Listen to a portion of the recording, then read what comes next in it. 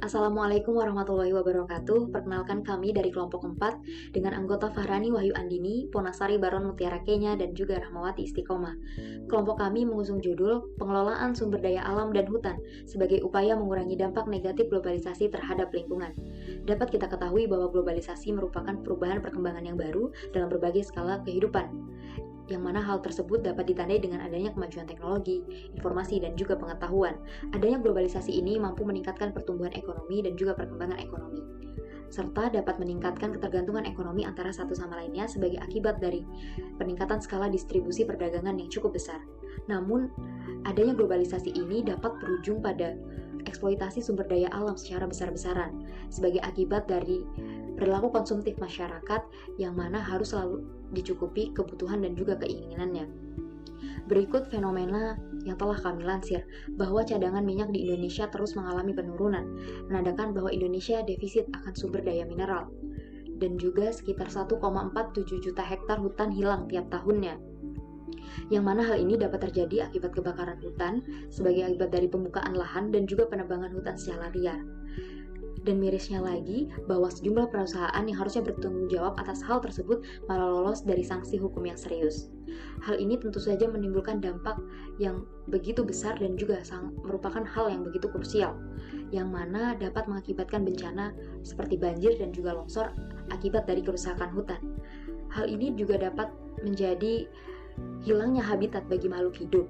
Berdasarkan bbcindonesia.com, diperkirakan bahwa orang hutan akan punah 20 tahun lagi, menandakan bahwa dengan punahnya makhluk hidup menjadikan hilangnya keanekaragaman genetik pada kehidupan.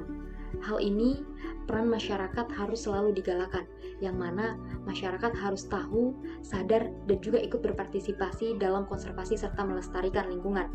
Peran masyarakat dalam hal memimpin dan juga mengelola sumber daya alam diharapkan mampu memberikan hasil yang maksimal dalam aspek keberlanjutan. Saya Fahrani Wahyu Andini. Di sini saya akan menjelaskan bab kajian pustaka atau literatur review. Literatur review sendiri terdapat 3 subbab, yakni Natural Resource Management, manajemen sumber daya hutan, serta globalisasi. Yang pertama yakni Natural Resource Management, yang didefinisikan sebagai pemanfaatan sumber daya alam, utama secara berkelanjutan seperti tanah, air, udara, mineral, hutan, perikanan, tumbuhan, serta fauna liar. Yang kedua yakni manajemen sumber daya hutan atau Forest Resource Management, yakni merupakan integrasi ilmu ekologi dan biologi hutan, pengukuran hutan, serta kebijakan administrasi hutan. Yang ketiga yakni globalisasi, yang merupakan perubahan perkembangan yang baru dalam segala aspek kehidupan termasuk tatanan norma serta hubungan antar bangsa yang ditandai dengan kemajuan teknologi, informasi, dan pengetahuan yang sudah tidak dibatasi oleh wilayah negara.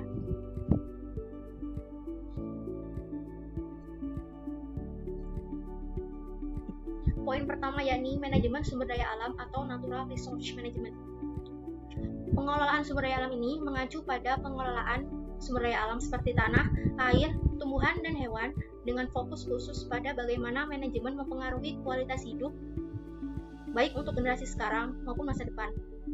Pengelolaan sumber daya alam sendiri merupakan sebangun dengan konsep pembangunan berkelanjutan, yakni suatu prinsip ilmiah yang membentuk dasar untuk berkelanjutan pengelolaan lahan global dan tata lingkungan untuk melestarikan sumber daya alam. Pengelolaan sumber daya alam sendiri secara khusus berfokus pada pemahaman ilmiah dan teknis sumber daya dan ekologi serta pendukung daya hidup sumber daya tersebut. Suatu proses pengelolaan sumber daya alam secara sistematis mencakup berbagai aspek penggunaan sumber daya alam seperti ekonomi biofisik serta sosiopolitik untuk memenuhi tujuan produksi, produsen, dan pengguna langsung lainnya, misalnya keamanan pangan, profitabilitas, serta keengganan risiko, serta sebagai tujuan dari masyarakat yang lebih luas, misalnya pengentasan kemiskinan, kesejahteraan generasi mendatang, serta pelestarian lingkungan. Selanjutnya yakni Forest Resource Management atau manajemen sumber daya hutan.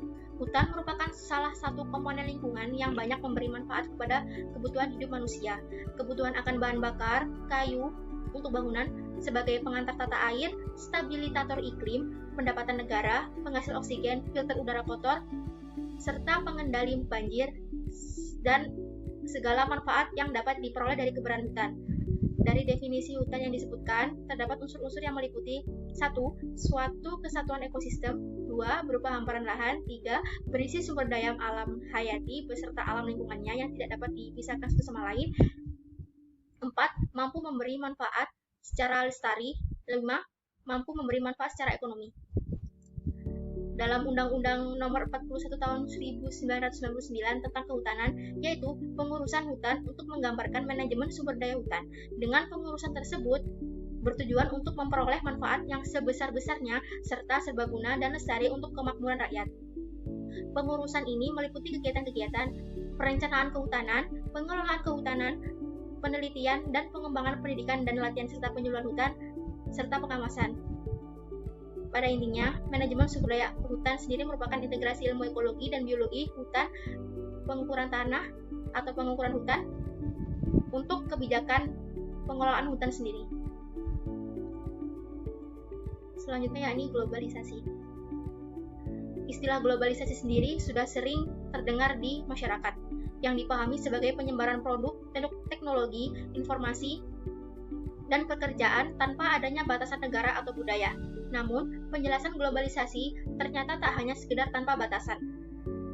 Dilansir dari buku Kewarganegaraan karya Mochlison, menurut Albro, seorang sosiolog asal Inggris, globalisasi merupakan proses di mana manusia di bumi diinkorporasikan atau dimasukkan ke dalam masyarakat dunia tunggal, masyarakat global. Karena proses ini menyemuk, kita pun memandang globalisasi di dalam kemajemukan. Singkatnya, globalisasi merupakan penyebaran produk, teknologi, informasi, dan pekerjaan tanpa adanya batasan negara atau budaya. Terjadi akibat pengaruh ilmu pengetahuan dan kebudayaan makin bias. Contoh globalisasi paling nyata selain lewat ekonomi juga bisa terlihat dalam bidang lingkungan.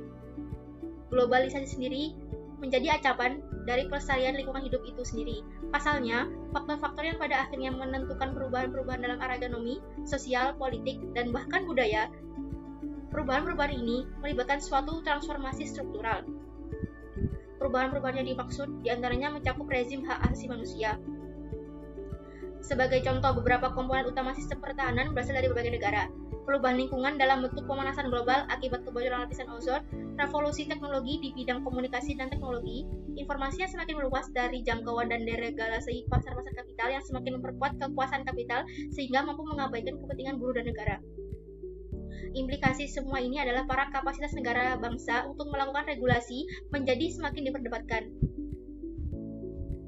Globalisasi sendiri ditandai oleh pergerakan ide, barang, manusia, dan teknologi pada satu sisi membawakan keuntungan bagi banyak orang dari berbagai bahasa dan negara.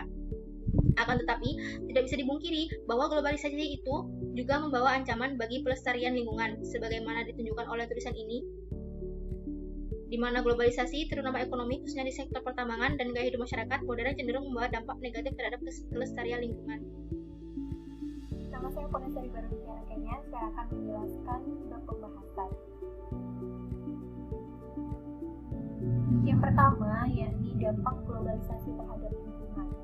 Dapat kita ketahui bahwa pengaruh globalisasi telah menyentuh berbagai aspek kehidupan manusia yang meliputi transportasi, perdagangan, investasi, pariwisata, dan bahkan lingkungan alam. Adanya globalisasi ini dapat meningkatkan perilaku konsumtif masyarakat sehingga memaksa produsen untuk memenuhi kebutuhan masyarakat dengan memanfaatkan sumber daya alam secara optimal, namun tidak memperhatikan aspek kerusakan lingkungan.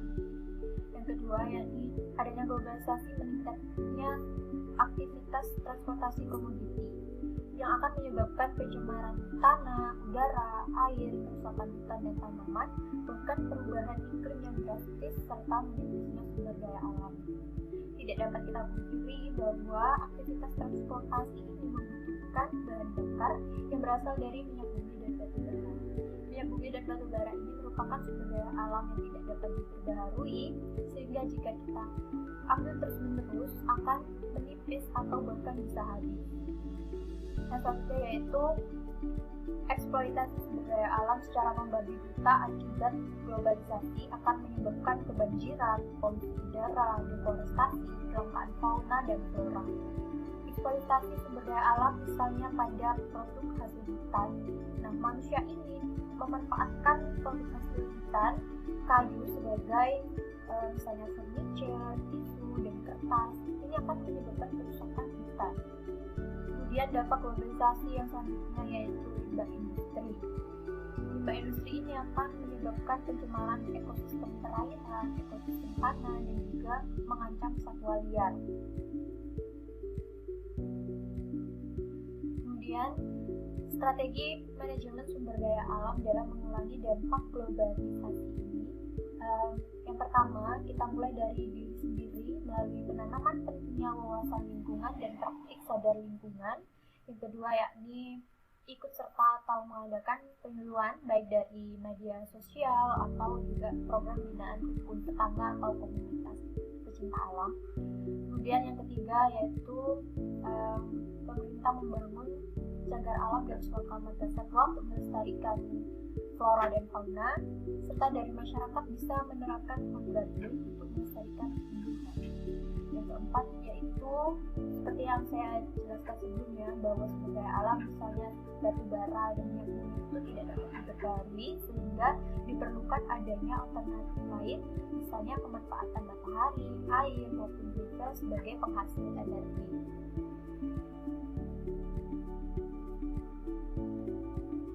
Selanjutnya yaitu strategi manajemen sumber daya hutan dalam mengurangi dampak negatif globalisasi. Yang pertama dengan cara edukasi, kemudian konservasi. Dengan adanya taman nasional dan kegiatan ekowisata ini, masyarakat bisa mengetahui atau bisa beredukasi tentang melestarikan sumber daya hutan. Nah, yang kedua ini dengan konservasi.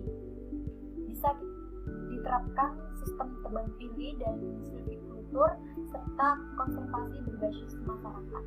Konservasi berbasis masyarakat ini bisa misalnya melalui program penanaman hutan kembali, penanaman pohon, atau dengan memanfaatkan pohon, memanfaatkan sela-sela pohon untuk ditanami sayuran. Nah, ini akan juga memiliki dampak positif bagi lingkungan dan juga masyarakat. Bahwa globalisasi dapat meningkatkan skala ketergantungan ekonomi dunia sebagai akibat dari meningkatnya skala lintas perdagangan. Strategi manajemen sumber daya alam dan hutan akan membantu mengurangi dampak negatif yang ditimbulkan dari globalisasi. Pentingnya kesadaran diri dari setiap masyarakat dalam berpartisipasi terhadap pengelolaan alam merupakan hal yang harus ditanamkan sejak dini. Sudah saatnya pemerintahan dan masyarakat Indonesia berbenah diri dalam meminimalisir efek globalisasi yang kian parah. Peran masyarakat sangat diperlukan dalam bekerja sama dan turut andil dalam pengelolaannya. Penghematan energi dan pemanfaatan hasil sumber daya alam secara bijaksana harus diterapkan, serta pemanfaatan energi alternatif harus diterapkan dalam aspek keberlanjutan. Sekian presentasi dari kelompok 4. Mohon maaf atas segala kesalahan dan kekurangan. Wassalamualaikum warahmatullahi wabarakatuh.